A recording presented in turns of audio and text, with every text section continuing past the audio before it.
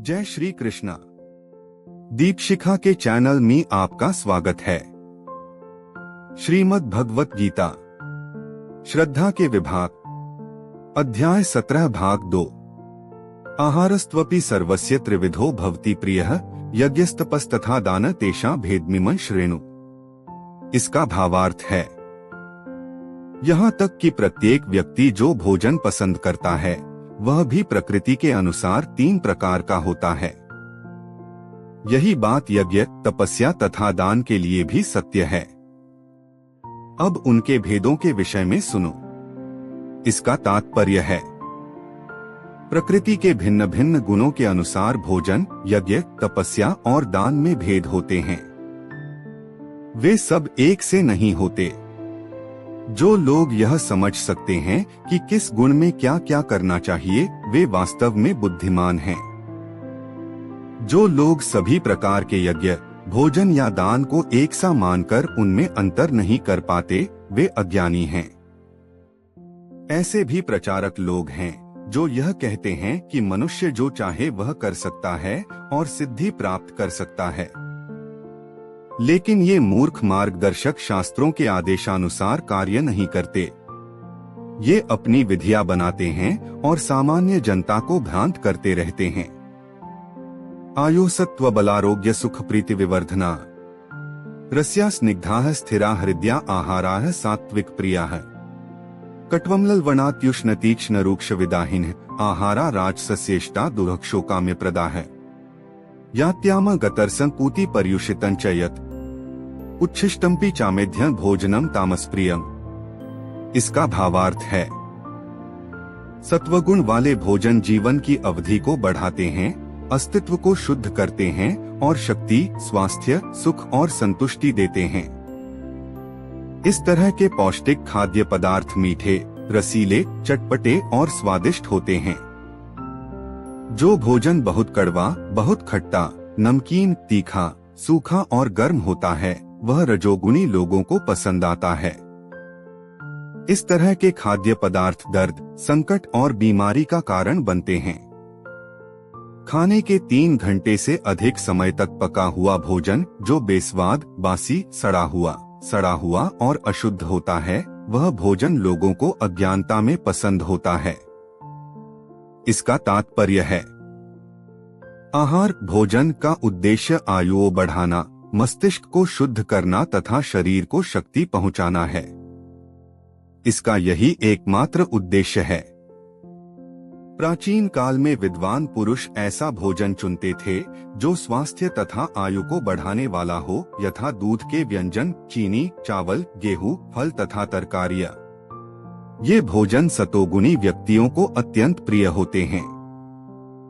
अन्य कुछ पदार्थ जैसे भुना मक्का तथा गुड़ स्वयं रुचिकर न होते हुए भी दूध या अन्य पदार्थों के साथ मिलने पर स्वादिष्ट हो जाते हैं।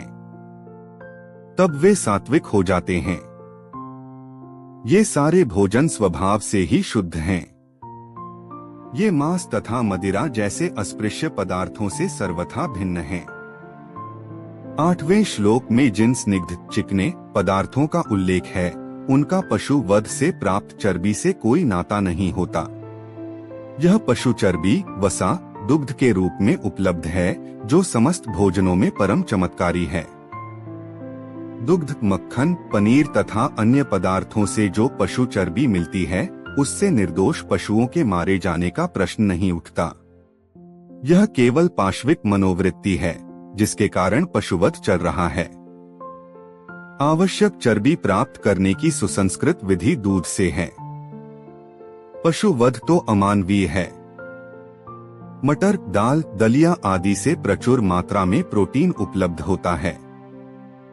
जो राजस भोजन कटु, बहुत लवणीय या अत्यधिक गर्म, चरपरा होता है, वह आमाशय की श्लेष्मा को घटाकर रोग उत्पन्न करता है। तामसी भोजन अनिवार्यतः वासी होता है।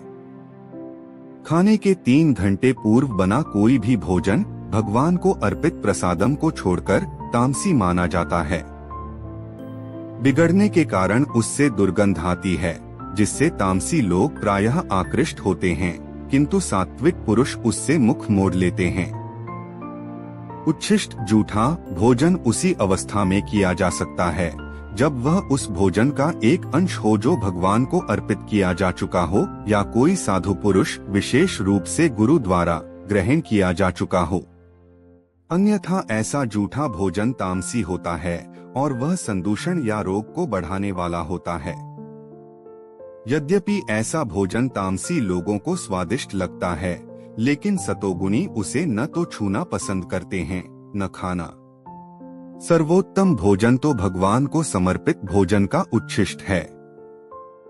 भगवद गीता में परमेश्वर कहते हैं कि तरकारियां, आटे या दूध की बनी वस्तुएं भक्तिपूर्वक भेंट किए जाने पर स्वीकार करते हैं। पत्रम पुष्पम फलम तोयम। निस्संदेह भक्ति तथा प्रेम ही प्रमुख वस्तुएं हैं जिन्हें भगवान स्वीकार करते हैं। लेकिन इसका भी उल्लेख है कि प्रसादम को एक विशेष विधि से बनाया जाए।